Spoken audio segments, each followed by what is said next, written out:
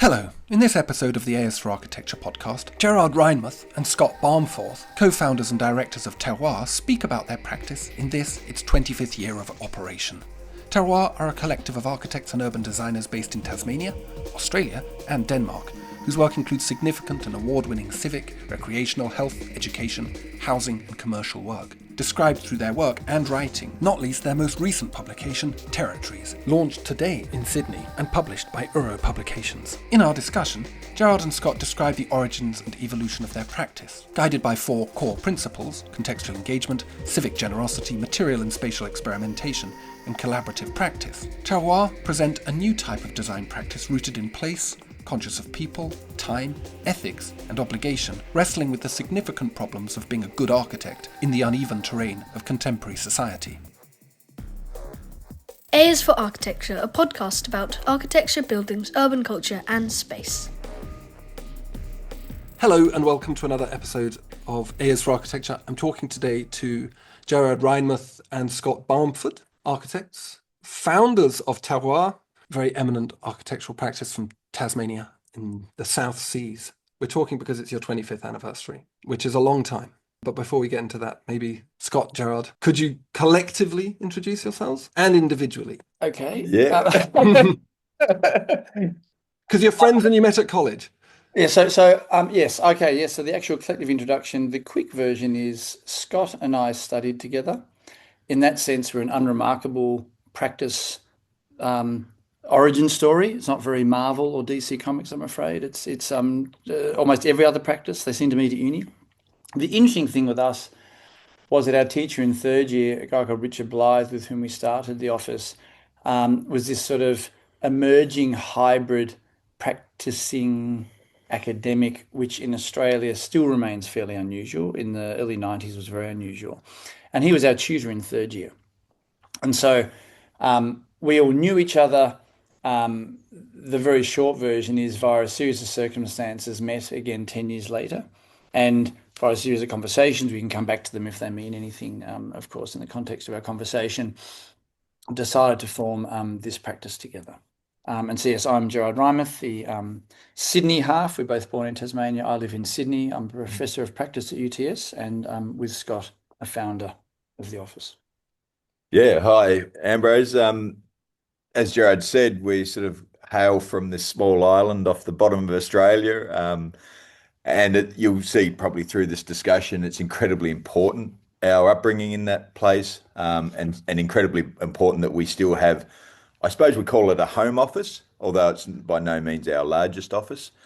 I think something sort of quite unique is that for Gerard and I to have practiced now for a bit over 25 years is, I was telling someone the other day, we've only really been in the same office space for 8 weeks.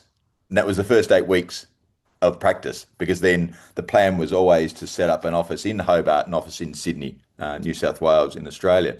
So there was this sort of initial period, and the strength of the practice has probably been that separation, but then that sort of growth together. So we're best friends as well as business partners. We have a sort of business that we see going forever, for our lifetimes, but strangely enough, we've never been jammed really in the same room, and we value the times that we do have together, such as here being on the other side of the world, in our Danish office together. But it's a sort of strange practice in that regard.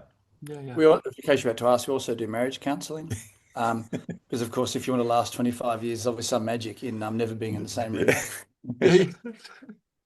That is true. I've heard it works a treat, actually. So where were you studying? Was that in Hobart? Yeah, we started off together studying. In those days, it was a 3-year bachelor degree in environmental design, a very small school in one of the most remarkable buildings, I still think to this day, of a transformative building. It was an old jam factory on the docks in Hobart. When it was converted, there was no money, so you literally had studios with conveyor belts still flying through it. It was a very raw school. I remember first day one of sort of first year, I sort of looked across the room and I knew that bloke. I used to play cricket against him in sort of different schools and things like that. So such is the sort of that intimacy of a place like Tasmania. And we did our first 3 years. We then sort of both worked for similar practices that had come out of a joint practice.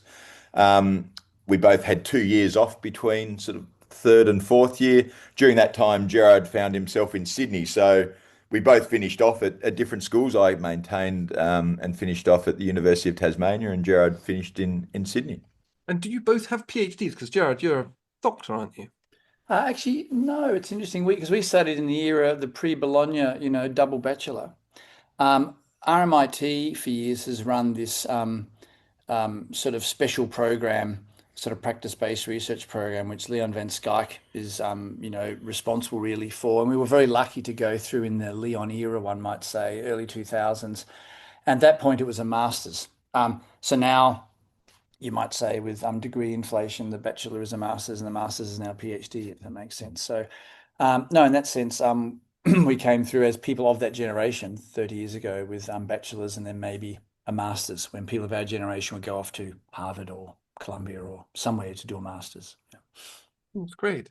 The reason I ask, I guess, is that your practice is there's a lot of writing in it. It's very writerly. It's very considered in that respect. It's not just a kind of commercial enterprise, but has this strong research basis, which is perhaps not unique, but it's certainly unusual. Is it unusual in the part of the world that you're in? I mean, possibly not Sydney, but without wishing to kind of typecast Tasmania as the boonies, I'm assuming it's not that common.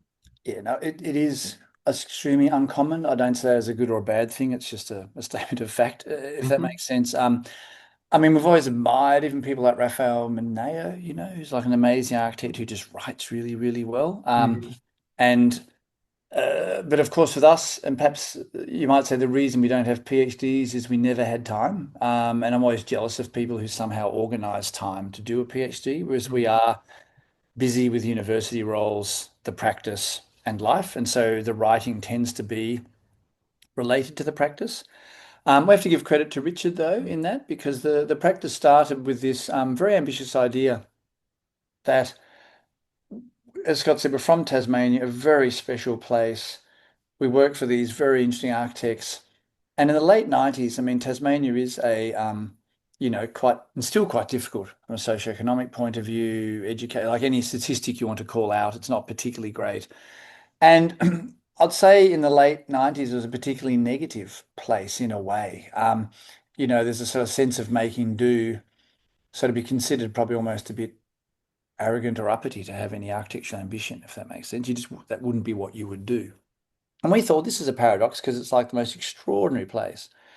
And we were thinking about that in the context of Australian architecture at the time, which is now 30 years ago, basically, where, if I'm really simplistic for the sake of a podcast, there were two schools, an emergent third one, up and down the East Coast. So anyone who's Australian who's listening who comes west of Melbourne will be now very irritated. But, Melbourne had this sort of cultural thing going. Edmund and Corrigan, ARM, bright colours, formally very complex, all about particular cultural situations. Sydney, of course, had the Sydney School, of which, of course, the most famous proponent is Glenn Murcutt, a Pritzker Prize winner, sort of amazing architect.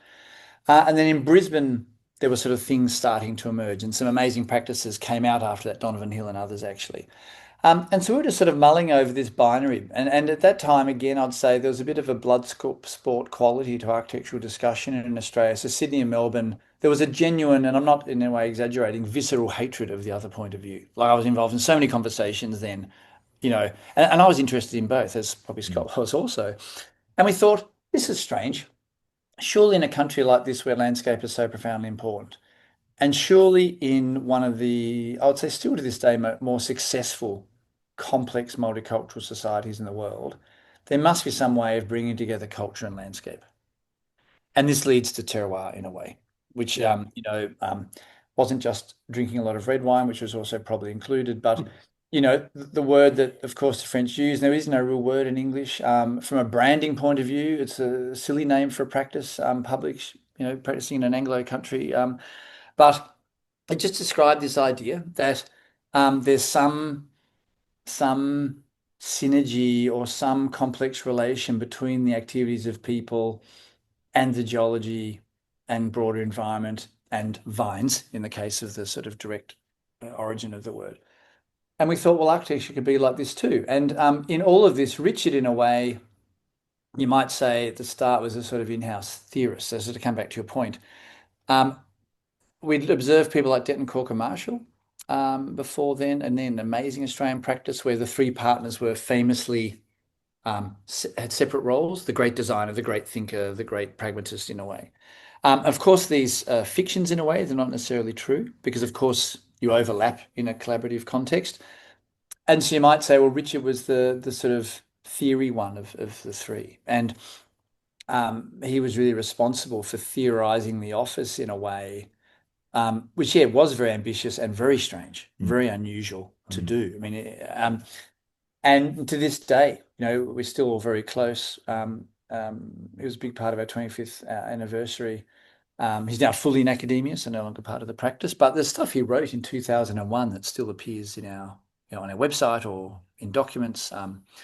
So sorry, it's a very long answer to a question, but it probably just situates this question without trying to give some sort of perhaps pretentious short answer about us being particularly theoretically inclined. It was just a real ambition about trying to situate the practice at that point in time, culturally, et cetera, et cetera. Yeah, but it also interestingly, we come from a place that's incredibly pragmatic, and both Gerard and I, as I said, practiced with our first jobs were with studios that had come out of a larger practice, which was remarkable in probably Australian sort of architecture, in that they funded partners to travel overseas every year, take it in turns to visit international works, and then come back and almost translate the work of the New York Five in the most rudimentary materials, and create quite remarkable buildings in the landscape that sort of probably spoke to us and continue to speak to us now in terms of our influence. Very much a post-colonial influence, very much about wherever you go in Tasmania, it's small settlements in a very big landscape.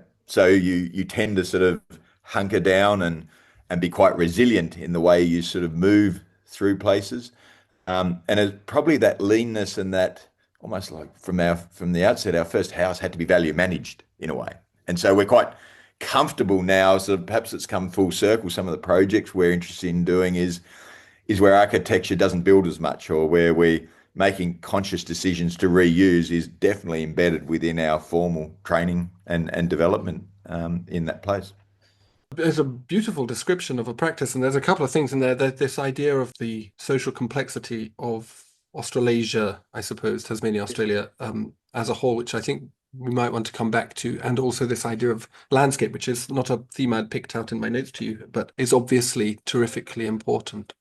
And again, I think that might come back later on. Was this theoretical positioning also something that affected or inflected the way that your practice as a practice emerged? Did you kind of eschew the kind of heroic vision, the named practice that you mentioned, Detton Corker Marshall, for example? Is there some kind of idea here about sort of absenting yourself as the heroic figure? Does that then, I suppose, inflect the way that you produce work and the kind of work that comes out of that process, that thinking? That was absolutely deliberate, and it's probably worth saying the practice sort of, in a way, commenced in two parts. I was on my way to work for Richard Murphy because I'd seen him in Edinburgh. I'd seen him talk in Australia, and I was just blown away by this Scarpa book he was doing at the time. And so I went back to Tasmania, and as I said, it was a very negative sort of closed place at the time. And Richard Blythe is a very optimistic, affable character. Who I hadn't seen in 10 years since he was our tutor, waved at me across the street. Long story short, we started teaching together for a semester, but it was a 2-hour drive each way. And so, of course, you just talk shit in the car. You know what I mean? You're just talking about the world and these people, they're not trying hard enough. Blah, blah. You can imagine the sort of conversations that happen in the safety of a sort of glass bubble on the highway. And then an opportunity emerged to do a project. And then it was like, oh, shit, we could actually have a practice doing things. And I was off to Richard Murphy's. Richard became more involved in academia. And it was clear, I'd say even at an organizational theory level, the value of the triad, but also in a sort of capacity level that there should be a third person. And it became an immediate discussion that we have to ring Scott, see what he's up to. And our luck was it was the right time. And so those discussions were really, what's probably important to say is there wasn't an ambition to start a practice. We were just talking about architecture and what we thought was wrong and what people could do if they tried. And then there was just a series of circumstances that all of a sudden meant we had a practice. And that did mean it was quite highly theorized. Not in the sense that we're going to start an office and our theory is X, but more we had theorized it. And then an opportunity came to do a project. And it was fundamentally important to us that there was this idea of the collective, that it wasn't our names on the letterhead, which at that time was very unusual, because we wanted to try and create a place that was about an idea. So yes, we own it, we can't escape that. But theoretically, anyone working is working for Terroir, the idea. And the idea is more important than the singular, you would say. And this is, you'd say in practice, it's complex to unpack all these things, but there was a very genuine ambition about not having our names on the door. Mm. I think even the way we practiced from the outset, we would use the technology we had at the time, but we're by no means super advanced in sort of contemporary technology. We just use the tools available. So at the time was the fax machine, which is that strange thing that would go off in the corner of the office. And I still remember getting faxes from Gerard in the wee hours of the morning when for the first week the office was in my living room and the fax machine would go off in the wee hours of the morning. It was Gerard sending a fax through from his office in Edinburgh, and then I'd be scribbling and sending it back. And our early folders of work had this incredible build-up of a fax that was a series of sketches over sketches over sketches. And in a way, from the outset, that sort of showed the way we were working was in a discussion, whether it was via verbal or via the drawn discussion, that eventually arrived, particularly when we were starting a practice where I suppose every project you think is your last project. So you're trying to sort of disgorge all these ideas that you carry into it, but also these developing ideas. So it was very interesting to look back, even as Gerard said, in celebrating 25 years, we looked back at some of those early sketches and they're very familiar in the way we now work, albeit slightly different with more colleagues collaborating and different tools at our disposal. So I think probably two random, or perhaps not necessarily related things come out of that. One is we probably didn't realize at the start, we wouldn't have seen ourselves in that way, but we realized storytelling is how we work. And that's how we like to work. And it's a very social practice in that sense. We're not a practice where you come in and everyone's wearing black and there's a sort of, dominant figure down the end screaming at somebody. Like it is a storytelling practice. The technology is interesting. Andrew Benjamin, who's a very good friend and taught with for many years, he was in London when deconstruction broke. So some of your listeners will probably know Andrew, particularly ones in the UK. And he once said, I think you're the first, and he was theorizing the digital turn at that point. So spending time with Patrick Schumacher and various other people. And he said, I think you're the first digital practice in Australia. And we looked at each other doing our sort of, fibre cement sheet and timber houses. But his view was the practice couldn't survive without email. Because by then we graduated from faxes to email. And it has meant a very particular way of working, which is always dispersed. You've got to explain yourself well because someone is always on the receiving end of a design drawing with some text attached. Inevitably, there's probably more care about that in the earlier 10 years. Now we know each other so well, there's a lot of shorthand, which obviously creates its own dilemmas if you're working with us because we just speak in so much shorthand. But certainly I think it again insisted that one could explain the project with that separation or distance. Yeah. How do you find yourself in Denmark as well? That's a very important question because Tasmania and Sydney, that's one thing. Like, can make sense of that. But Copenhagen. Yeah, and it's a funny one because on one hand it's completely random, and now to all of us it makes complete sense.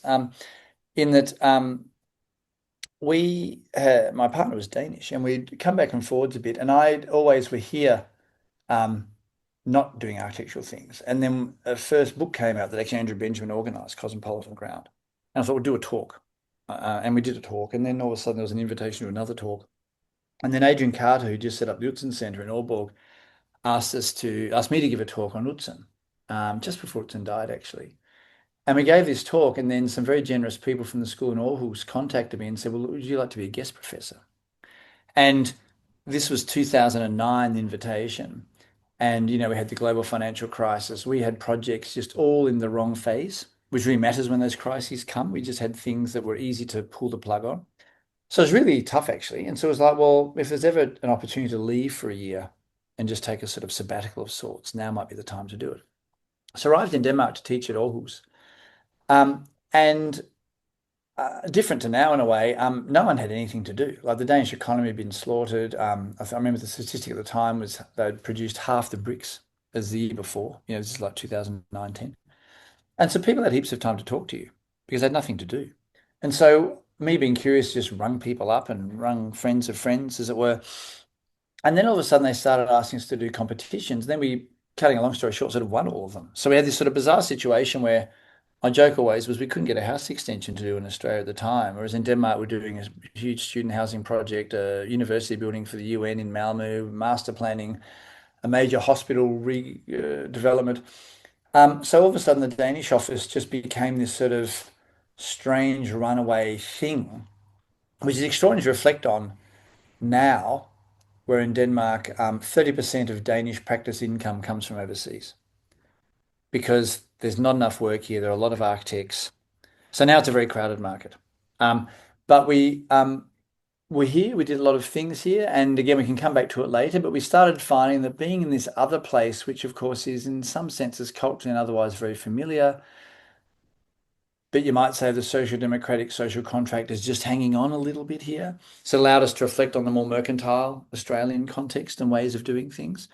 And it continues to be proved very fruitful. I mean, the current focus in Denmark on decarbonisation, the whole building stock movement, has been going for 5 years, and you fly from here to Australia and become a sort of thought leader just because you happen to be in Denmark the day before. You know what I mean? Because there's just and it's not that one is always ahead of the other, but there's this sort of exchange between the two places. Again, we can come back to it later, but it's just become something that we've been going for 25 years.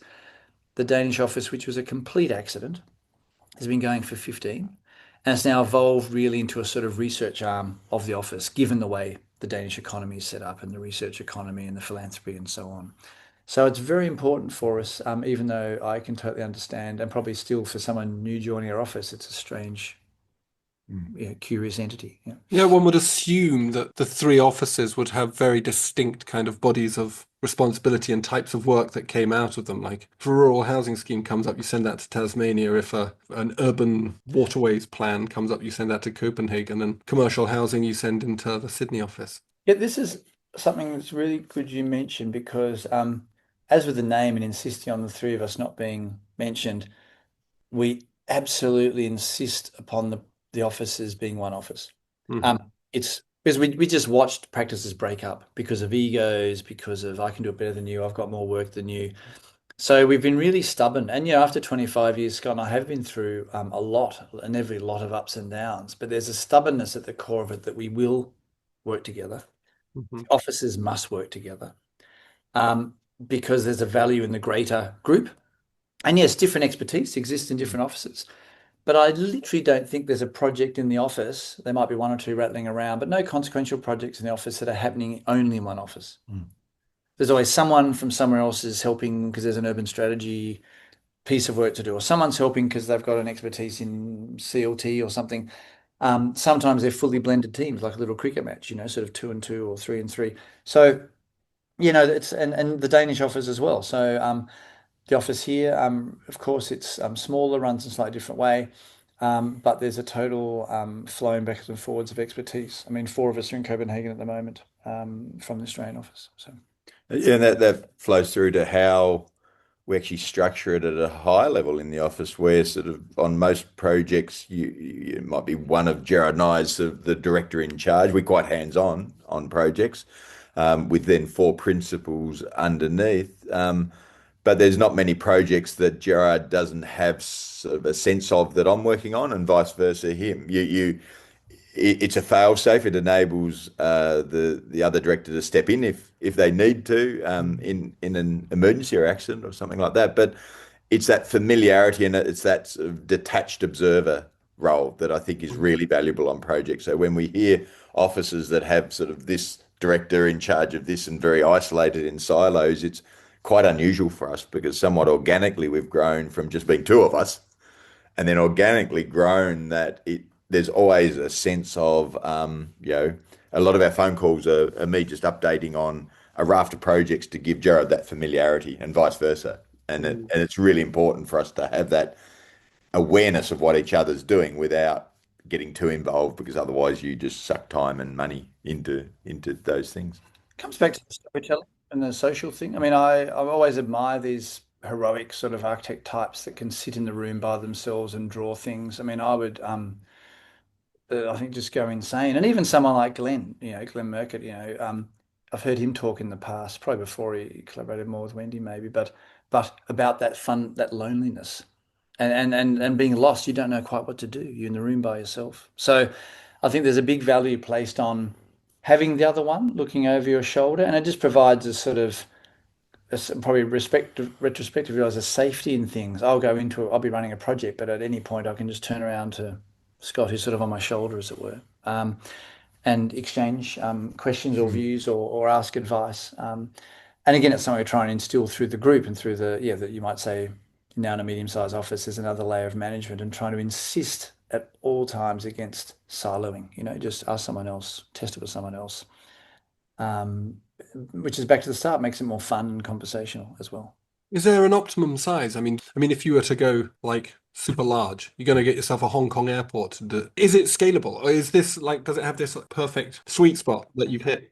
Now, short answer is no. I think we've done a lot of, particularly during COVID, there's inevitable, most organizations went through various convulsions in COVID, and we had a lot of, I think at one point had about a third of the office, so let's say 10 out of 30 us in a sort of leader group formation, really thinking through what are we now doing. And there's actually consensus that don't want to be any larger, or maybe just a little bit larger. And I think there was a sense of, any of your listeners who run offices, medium-sized offices, will know that all business advice says it's the worst possible size in terms of the economy of running a practice. Like, it's just such a stupid size. You're stranded between being a small office and a big office. But it does mean we can do any size project. We're not too big.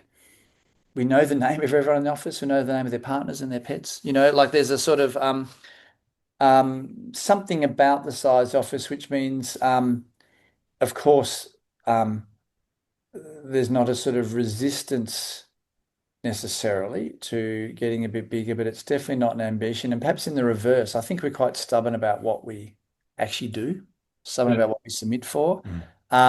And that caps the size of the office. So in a way, Glenn is the ultimate, again, not to refer it to Glenn too much, but he's famously will put the houses in a queue. So he's one person, and because he's one person, you join the queue if you want a Glen Murcutt house. This is always the model. We're a medium-sized commercial office with a cash flow to manage, so we don't have that luxury, but at the same time, we're more related to that than a commercial office that's just trying to vacuum up work to feed the beast, as it were. But also, when you said sort of you could understand the Hobart and Sydney, but where does the Copenhagen fit?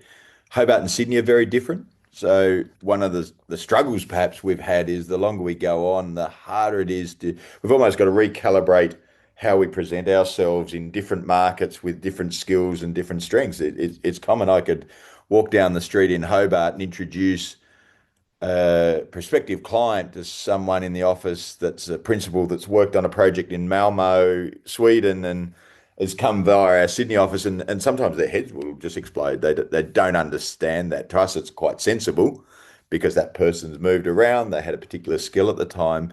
So it's very different, and we have probably a place in the industry in each of those places that's quite different. Now in Tasmania, we're seen as perhaps an established office. In Copenhagen, we're a small, agile office with a connection to Australia. So in each circumstance, we have a slightly different character, which is interesting, but makes it challenging when we're trying to sort of think of a defined brand to present ourselves. There's actually a multitude of brands that we have at our disposal. Yeah. I'm going to stick together kind of some of the things that I've heard you talk about. You mentioned something about the sort of commercial mindedness of your context of Australia, which is interesting to me and reflects on some of the stuff that I've been thinking about as you talk about the success of your practice, the way that you mediate this complex relationship, the spatially and relationally complex relationship, and the way that, as you say, you find in old Europe, you must come across as quite, simply put, successful, like competently business orientated, which I think is a story in its own right. Like, how do you manufacture that competence? But I guess wanted to sort of think about one of the themes that in the publications that you sent me, the 3 books that are on your website that you can buy on your website, Instruments, Third Spaces, and the last one, Territories. It's actually not out yet. Territories, is not out yet. This triumvirate of books. But this idea that you have a civic obligation as architects, that there's a kind of an ethical dimension that is not a kind of a stick-on, as integral to the whole way that your practice operates and the way that then, therefore, your practice relates to the world, and therefore the way that your buildings are produced, are manifest, and then further on that, the way that that building then relates back into the civic life that you've placed it in, that you've been asked to place it in by your clients. Kind of interested in this idea. So I was just wondering about that, whether you could speak to that a little, this kind of civic dimension and how it's manifest, I suppose, most importantly, or perhaps most easily illustratedly in buildings themselves. Yeah, it's an interesting, if we're now at the pub, as it were, it's probably a 6-hour conversation. So that the trying to sort of think of the simplest thing to assert is simply we absolutely believe in the idea of the architect has an obligation by virtue of one's training. And of course, it's more complex now because, of course, everyone, even in Australia, is paying for education. We were the first cohort in 15 years that hadn't had free university, but it was still quite cheap. But there's this sense of being trained by society and the idea that it was, obligatory to be a public intellectual in a way. Like that's just an obligation of being in a profession. If you're in a profession, you're there to profess, and you're there to, of course, practice your craft, but also try and communicate its value and perhaps use what you learn, almost in the sense of just classic politics, part of the contest of ideas about what makes a good city or society in a way. And you can probably say it's came from a number of places. So Richard Blythe, I mentioned, when he taught us in 3rd year, our reading list was like The Female Enoch, A Brief History of Time, I think The End of Nature. These, we weren't reading Bannister Fletcher necessarily, right? We were reading these. And there's a sense of a contest of ideas about the world and the way we should be in the world that was a profoundly important part of being an architect. And we didn't know this, 21-year-old Scott and I. We just read the books and thought, why is Richard giving us these books to read? And sort of jumping forward, we've for some reason always had good relations with philosophers, and perhaps philosophers that find architecture interesting. So that just again begets a sort of series of discussions. There's a series of people, Marcelo Stam, Jeff Malpass, Andrew Benjamin, who have always been part of the practice and part of the discussions around the practice. And at UTS, I teach the profession, a sort of response, we might say, for the profession stream. And it's a series of nested subjects. There's you might call it in the UK, the part 3 subjects, right? Contracts and stuff. Then there's a subject called the profession, which is about the question of how do you mobilize the discipline in society? What professional forms does that take? The whole future of practice question is in. And then the third one is called advocacy. So in a way, when we teach students 3 subjects, which are their 3 professional practice subjects, one is called advocacy. And the idea is you must advocate. And so I think that just, I'm probably talking to the object rather than describing why, because I think it's one of those things that's just been so ingrained in what we do. But it does mean that once that's part of your DNA, you are interested in ideas. You're interested in other architects and their ideas. You're interested in putting ideas into the world. And that's, the book space evolved from teaching with Andrew Benjamin for years and him really encouraging us, almost insisting, you might say, that, look, there are some very clear positions here that I think should be in the world. And I think you should talk about them. And that's where the books came from. So it wasn't like an internal, we always joke, they're not like the marketing book, the nice photos, the big thick thing on the coffee table. They're almost deliberately obtuse, if that makes sense, because they're really trying to communicate ideas, and probably the graphics and the format are probably trying to catch the eye of people like us, if that makes sense. They tend to be academics interested in practice, or practitioners interested in the academy. There's that sort of bandwidth, which, if you look at, Australia obviously inherits from the UK everything from the Westminster political system to a particular pragmatic idea of being an architect. And so you know yourself from your situation, that's a particular slice of the cohort. And there'll be people that are just absolute that architecture is building, and then other people saying architecture is absolutely not building. Architecture is the ideas that inform what you build. I mean, I'm being now very simplistic, but you would understand these conversations. I think, yeah. Also, I think growing up, we'll recount that just a few years sort of before Gerard and I really had an awareness of what was going on in the world. We were really influenced, I think, by the wilderness debate in Tasmania. So a very small island, but it's essentially the birthplace of the global green political movement, where we would turn on the TV and our parents, Gerard was recounting the other night, our parents would be screaming at the TV about protesting and saving sort of natural wilderness. So the wilderness and the landscape in our sort of formative years was perhaps more of a social and a political construct than a natural and a sort of an ideal of beauty or anything like this. And that was, I think, really sort of heavily weighed upon how we sort of understood that the world around us was quite a complex place. It wasn't just about a scenic place that we were growing up in. And then when we got our first house, the value of having a practice in a place like Tasmania was where our colleagues in a larger metropolis like Melbourne or Sydney were perhaps doing house extensions and small little additions at the rear of quite dense suburbs. We were doing big houses, or rather the large houses in beautiful sites that just commanded you talk to a 30-kilometre long river valley, not just the plot of land you're on. So in fact, our first house talked more about its civic presence than the functional sort of requirements of that particular client, because we knew we were building a house on the side of a hill, on the side of a large river harbour valley that invoked the response from us, but also led us to the people we were interested in, or the work that we were interested in back through history of how building makes a mark on the landscape, and that mark may last longer than the bricks and mortar that we're putting on there.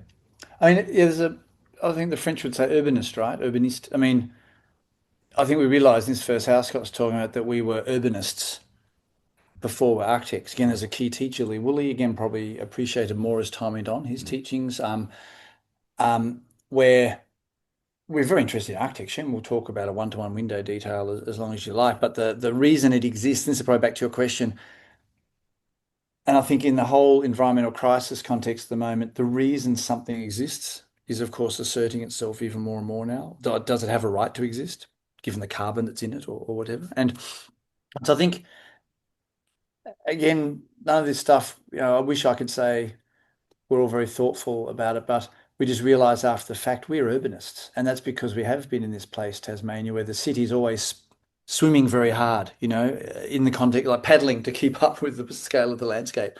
And the political context affected everybody. I mean, Richard Flanagan, the Booker Prize winner, famously direct and consequent about any number of things. He's a writer, but he'll talk about refugee crises or what's happening in America at the moment.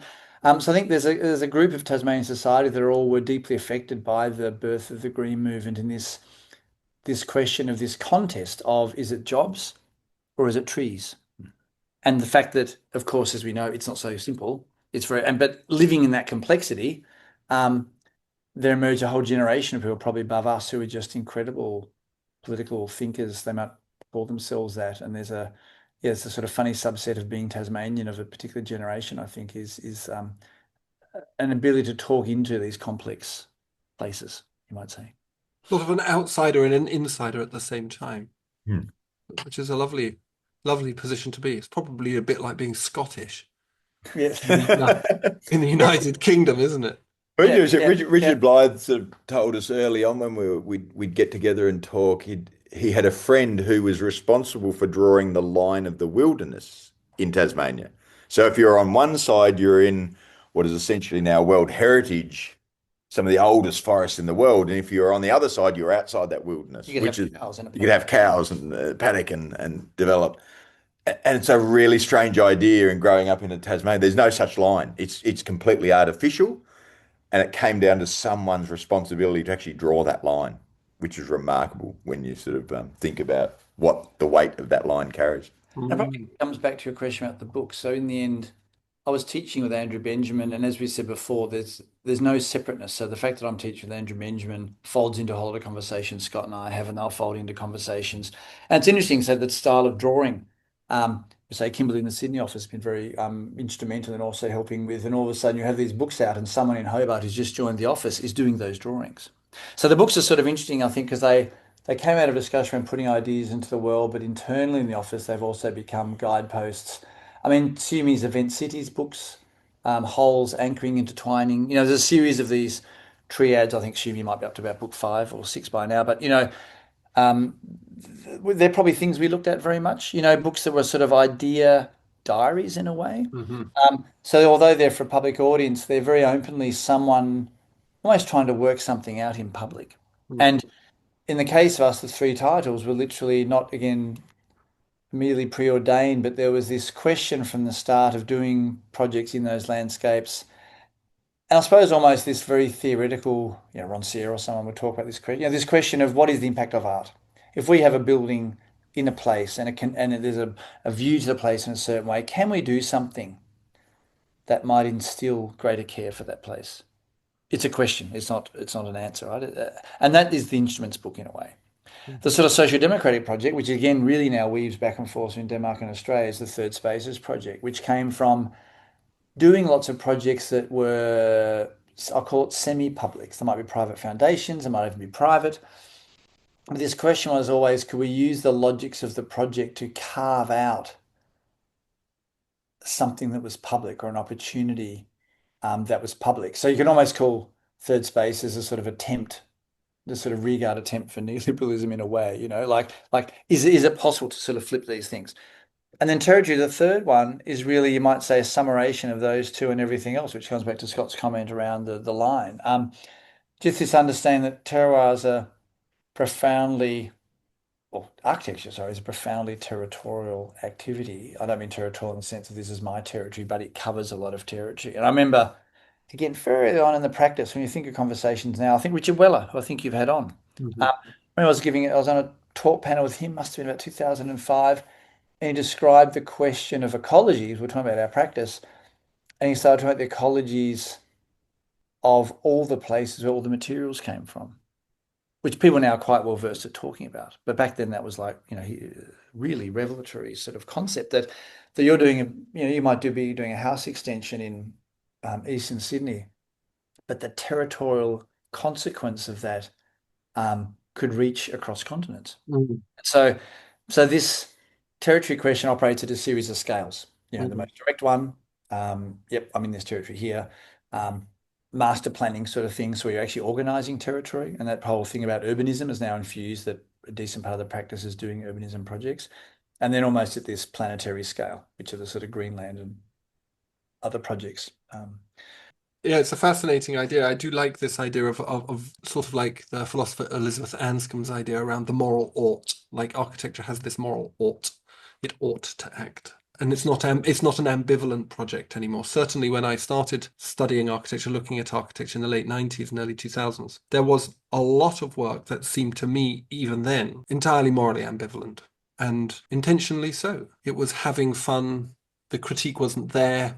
If it was there, it was ironic or pastiche. And I think that's quite an interesting turn that I've noted over the years. And what's fascinating about your work is that you've scaled that. Because I think for a lot of folk, you can do good things at a little scale, but once the client, the size of the project gets big, you can't do that anymore. You've got to kind of kowtow to the cash, but there's a kind of decided move against that. Yeah, there's probably 2 strands out of that. I think on the moral ought, 2 big influences on the practice, one an artist and the other an architect.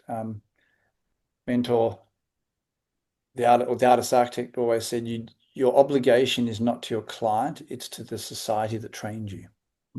So the idea being that, of course, architecture is ultimately the most extraordinary funnel of capital, right? And so I say when I'm teaching students, what you're doing is funneling capital. That's actually what you're doing. You're drawing walls and things, but you're basically reorganizing capital in the Thomas Piketty sort of sense of the word. And so in that sense, it's good to be aware of that you're actually funneling capital. And how does that change your view on what you're drawing?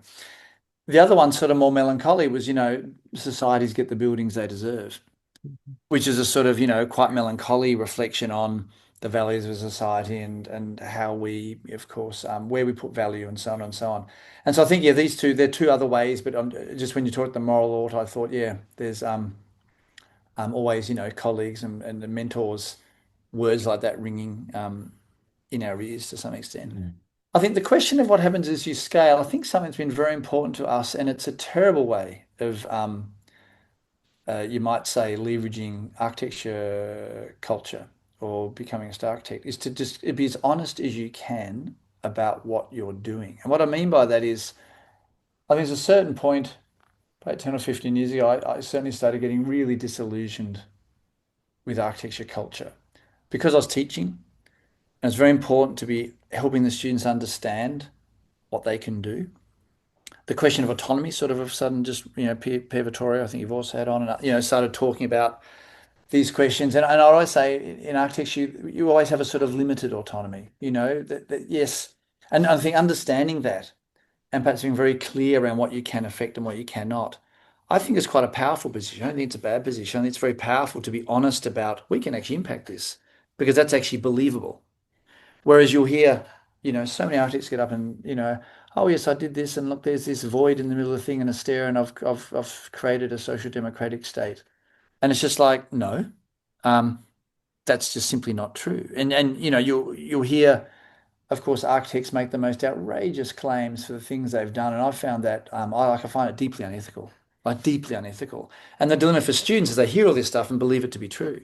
Mm. And that creates its own sort of set of dilemmas. So I think, so what I'm probably, you mentioned this sort of question of longevity, and I think, look, I think honesty has become our best tool in a way. And again, with two of us, there's that phrase of keep each other honest in a way. Mm. Of course, you're always trying to strive for a better future, and you're wishing yourself and your client, the project, to be better. But when we talk, we're always trying to be fairly, and I think the books are very consequent around what they claim and what they don't claim.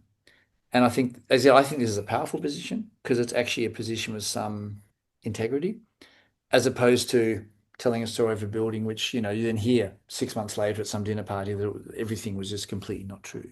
Mm. Does that make sense what we're saying? I think it's a sort of real, and I think in this age with the whole, finally, climate change is registering en masse. You might say it's now become a sort of a context via which a broader group of people are now understanding this question of consequence. Mm. Okay, buildings have consequence, and given that consequence, maybe we should be more careful or better with them or better with resources, etc. But I think the other thing is we do operate, I think, deep down with a confident humility in essence, whereas tenacious and we want to be relevant in the work we do. We don't believe there's sort of any sense in running a practice without striving, and I for one, but I think sort of more broadly operate on that sense of are we good enough? There's always that sort of are we good enough and are we getting the most out of it? But through that, we've been really fortunate to work with some incredible clients that when you sort of understand their story, you then sort of come back down on sort of and gain that humility. We're doing visitor centres for clients that are actually custodians of much loved treasured objects, or in one instance, an organisation that is at the tail end of a government buyback of an entire suburb over 30 years to save one single species of animal in a particular place. So when you sort of realise that what you're doing is actually a small part of a bigger project, there's an incredible humility that goes with that. And more recently, a mass timber building that we've done in Launceston, Tasmania, quite a regional location, very difficult and challenging situation to get a modern construction method like we did up. But you're dealing with a client that's a not-for-profit health insurance company who's all, basically have members, and all the funds get taken back into the community. Their ambition is to make Tasmania the healthiest island in the world. That's a really strong conviction they've got. And so you become just a bit part player in that bigger vision. And I think we've been fortunate enough to to understand the strength of some of those visions that our clients have had and our role in articulating that through architecture.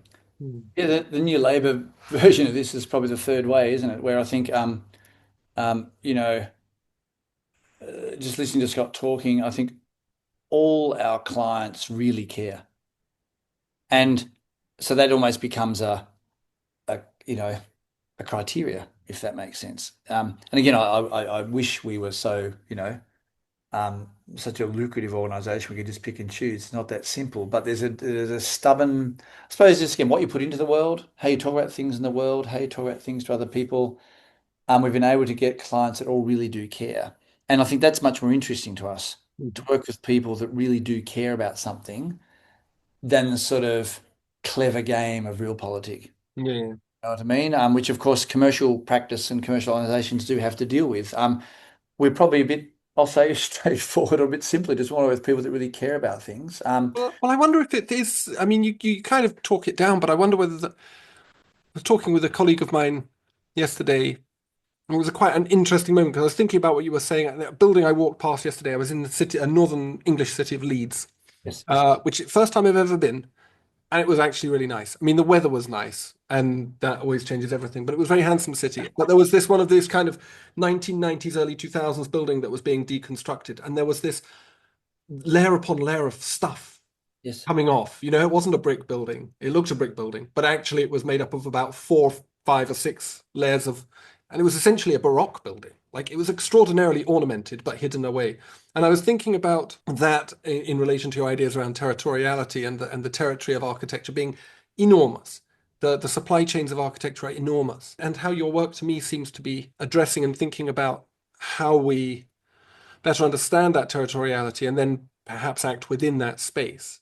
And then this other side of that, which seems to be the way that you're talking about your relationship to your work as an issue around authenticity. Like, you want to be authentic. And in a way, the way I've perhaps chosen to interpret this is that your context, your Tasmanian heritage, your Australasian, Antipodean heritage, and that this phrase you used at the very beginning of when we were talking, you talked about the social complexity of the Australasian context, that you're trying to reframe the relationship of architecture as a moral agent in relation to a very complicated situation in which now what seem to me to be trying to do is turn away from that unrestrained neoliberal capitalistic form of architecture, learn from what was there, learn from the indigenous, learn from the landscape, as a way of being authentic, not just as a kind of pastiche game, not just as a kind of like local flavor,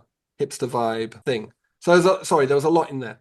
No, I mean, it's interesting. There's a number of ways one could come at that. I think the Australian question at the moment is very interesting because you might say finally, 250 years too late, there's starting to be broader social recognition that, of course, Indigenous Australians really knew what they were doing and really managed the landscape very, very well. And there's a sort of some excellent work that's been done in policy around designing with country, which would be a separate talk, and it'd be appropriate that someone who is Indigenous, not me, talk about it. But we've been talking for 20 years around place at a point when place was actually pretty uncool. You know, the digital turn brought all sorts of other cool things. You know, place was a bit bit out of fashion, and the question of relationality, which Andrew Benjamin brought to the question, of the fact that everything is relational and that architecture really is an organization of relation. You know, an object, we can come back to this, is an after effect of relations.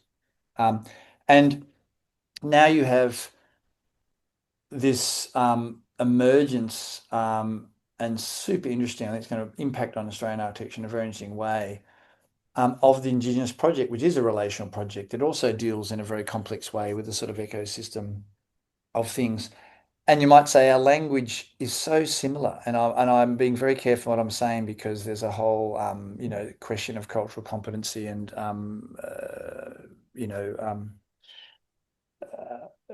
being, let's say, sort of inappropriately claiming things that aren't ours. But the reality is we just have a machine that has been talking about these things for 20 years.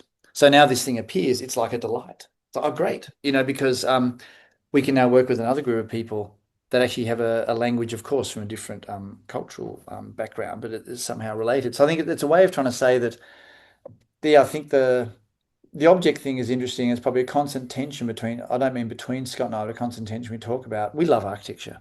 We love buildings. We're trained in the late 80s, early 90s. Deconstruction was the thing. We're going to see the Jewish Museum. Like, we love architecture of all types. But the legacy of the practice is probably the ideas behind it, not a set of buildings, which of course is very different from this heroic architect who is working heroically to an end to create this perfect object that we will all come and, look at. And I think there's probably the sort of focus on teaching, the fact that it is a sort of teaching office, and the fact that it's sort of updating to try and maintain, I think Scott mentioned before this question for it remaining relevant. I mean, we're very, very fortunate, and, when they're listening to this podcast, they'll know who they are. We've got the most extraordinary bunch of young graduates working for us, all sort of best-in-class people. And that really matters to us. It matters to us that the students of today, who are now a big generation different and with different concerns, still find it intellectually relevant to work with Terroir. So sort of death to us, to be very honest, is the moment when the cool students don't want to work with us anymore. It's like, become that practice that was once interesting. So in that sense, I think the books and everything else and the delight of your invitation really are the fact that there's this sort of ongoing project, and maybe it's actually getting better or more clear and more impactful. But it's related to the buildings, but it's not the project of the buildings. One comes out of the other, as I said, as Andrew Benjamin would say, the relations lead to an object. But the object in and of itself is not the first focus. You're maturing like a fine wine. If only. Sorry, that was so easy. But you had that one for 3 days. Yeah. Exactly. Well, I think that's a great point to finish on. Thank you, Scott. Thank you, Gerard. That was really wonderful. Well, thanks for the invitation. Yeah, amazing series, and genuinely an honour to be included amongst the sort of stellar lineup you have there. So, thank you so much. What are the roots that clutch? What branches grow out of this stony rubbish? Son of man, you cannot say or guess, for you know only a heap of broken images where the sun beats, and the dead tree gives no shelter, the cricket no relief, and the dry stone no sound of water. Only there is shadow under this red rock. Poetry's nice, isn't it? The way it makes you think of things connected. That bit of Eliot's wasteland seems to me possibly prescient to the work of Terroir. Thanks to Gerard and Scott for being such great guests, and for cultivating this discussion with such generosity. Thanks also to Kimberly and Sarah Jane for the PDFs and press pack. Please see the podcast description for links to Terroir, to their trilogy of books we touched on, and to the practice's social media profiles too. And thanks for listening.